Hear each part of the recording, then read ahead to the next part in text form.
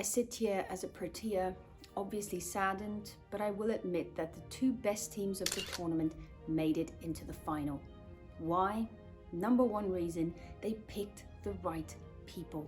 Now you think of India, if they did not pick Varun Chakravarti, where would they have been right now? You think of how Shreyas Iyer almost did not make it into the 11. In the end, the best players were picked. New Zealand came with a fantastic squad. They used their time in Pakistan well to prepare for all of their matches in Pakistan in that Tri-Nation series. The best two teams made it into the final. Now, there's been a lot of talk about what David Miller has said, and he's not wrong. You have to admit that it's not ideal for teams to travel back and forth like that when one team gets to sit in one location. It's not just about conditions. It's not really about, there's 3-4 different pitches. You play in the same conditions. You are at Dubai. You don't have to move anywhere. And it was quite refreshing to see Mohammed Shami's comments. But then on the other side, then you also see these kind of comments. And then I think people wonder why a lot of people are not rooting for India in this final. For me, there are some great players on show today that I really love. There's Virat Kohli showing the world. Whenever the world wants to put him down, he just finds a way to come back up and show them what exactly he is made of. You look at Shreyas Iyer, you look at that spinning attack of India, you look at the New Zealand spinning attack. New Zealand, they come into this as, not the favourites, but they will take inspiration from that Champions Trophy final in 2000, and they will believe. Also, the fact that they played a match at Dubai is going to count in their favour as well. It's going to be a mouth-watering clash. Join me here now as I break down some of the big players, some of the key moments, some of the things that we're going to have to keep our eyes on in this final. Now, there's been a lot of talk about Rohit Sharma's approach. Even Sunny Gavaskar spoke out about the fact that you should not be happy with only contributing 25 to 30 runs. Will they change their approach? I mean, Gill and Rohit, great partnership against Bangladesh and Pakistan, but not so great against New Zealand and Australia. So will they go down the same pathway? Can they afford to be losing wickets like that with that powerful bowling lineup that New Zealand have?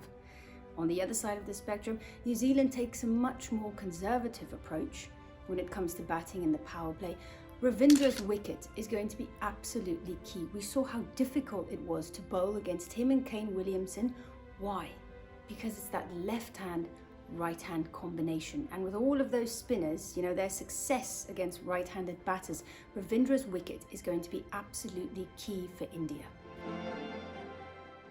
Now, New Zealand went into that contest and it looked like they had all bases covered. You look at all of their bowling plans, they had really specific plans against these batters. Now, the one thing I will say, and we saw this in the semi-final, Mitch Santner has to play a bigger role earlier on. I thought there was a fantastic period for him when Virat Kohli and Shreyas Iyer were at the crease. It was really time for him to settle in and bowl those overs against the right-handed batters. He put all of the South African right-handed batters under pressure on a pitch that doesn't even turn that much. In the tournament thus far, he's been the spinner that has been getting the most turn out of surfaces. So for New Zealand to, yes, restrict India to only 240, that was absolutely fantastic. But they probably did not take into account that there was going to be somebody called Varun Chakravarti. You take Varun out of that side on that day, India versus New Zealand, and New Zealand probably would have gotten over the line. Now, I mentioned before that Ravindra's wicket is going to be key. If they, however, lose his wicket early-ish on, I would really like to see Tom Latham coming in before Daryl Mitchell. Whether or not they're going to do this, I think they have to. We saw how stifled Daryl Mitchell and Kane Williamson were. You were basically playing into the strength of India if you were going to be sitting there with all of your right-handed batters in the middle for the longest periods of times. So two things that I think New Zealand have to do differently. Santner has to play a bigger role earlier on.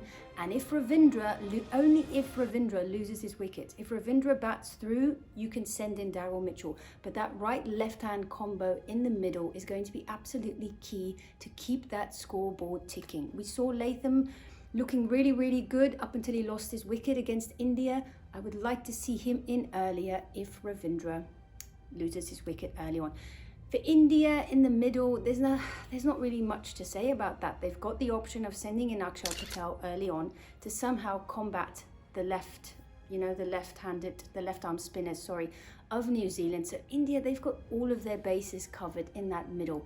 The only question here is that the middle order, they've been getting India out of trouble.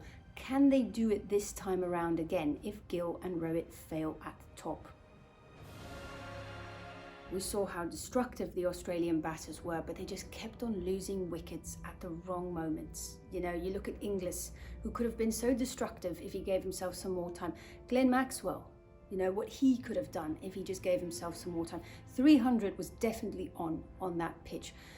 But if I look at New Zealand and India, both really, really the best spinning attacks in the competition. Whether or not it's going to be a used pitch or a fresh pitch, I don't think that's going to matter. Like I said before, I think we've got the two best sides going at it together. But a tiny lapse in concentration could be it for you. Could be it in the game. Every single batter is going to have to come in. They're going to have to give themselves time to get used to the wicket.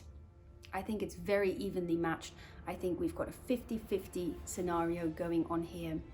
It's going to be an absolutely mouth-watering match. The last thing I will say is, what I like about Dubai is that I don't think that batting first has an advantage over batting second or vice versa. I think the conditions remain pretty much the same throughout.